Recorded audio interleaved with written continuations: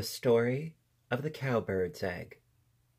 On the edge of the forest next to the meadow, a pair of young goldfinches were about to begin housekeeping. They were a handsome couple, and the birds who were already nesting nearby were much pleased to see them tree hunting there.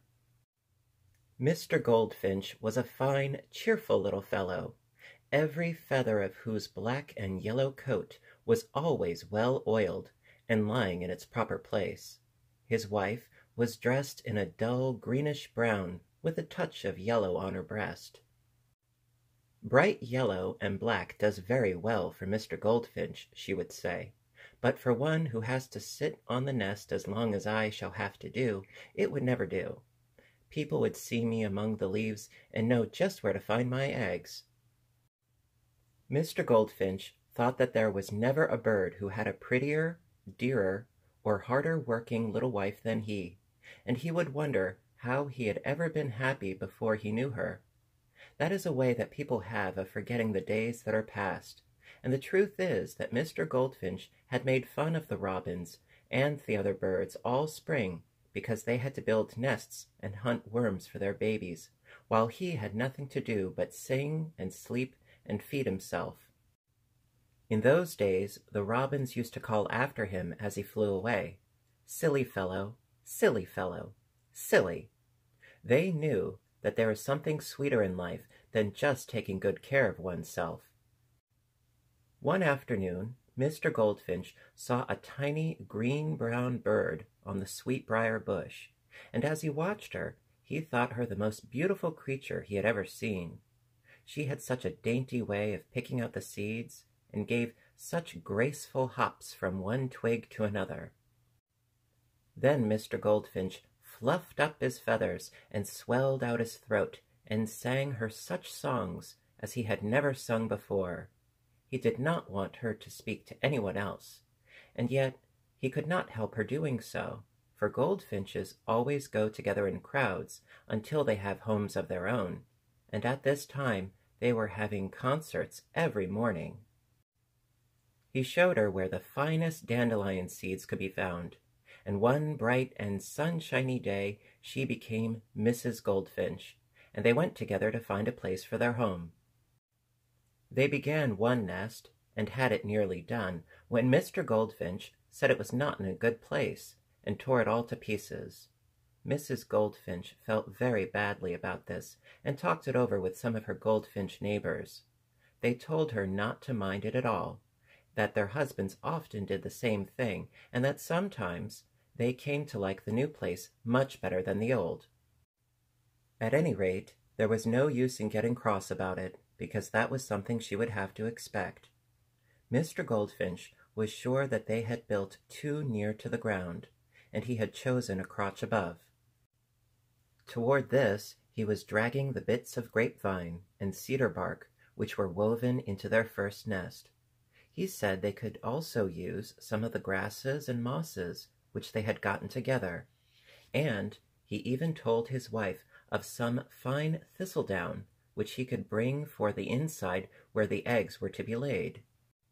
Mrs. Goldfinch watched him tugging with bill and both feet to loosen the bits of bark, and she said to herself, "Dear fellow, what a helper he is! I won't mind rebuilding if it makes him happy," and she went to work with a will. When the sun went down in the west the next night, the second nest was done, and it was the last thing at which the goldfinches looked before tucking their heads under their wings and going to sleep. It was the first thing that they saw the next morning, too, and they hopped all around it and twittered with pride, and gave it little tweaks here and little pokes there before they flew away to get breakfast. While they were gone, Mrs. Cowbird came walking over the grass and dry leaves to the foot of the tree. She wagged her head at every step, and put on as many airs as though she were showily dressed, instead of wearing, as she always does, a robe of dull brownish gray. She had seen the goldfinches fly away, and she was looking for their home. She was a lazy creature in spite of her stirring ways, and she wished to find a nice little nest in which to lay an egg. You know, Cowbirds never think of building nests. They want all of their time to take care of themselves, which is a very foolish way of living, but then you could never make a cowbird think so.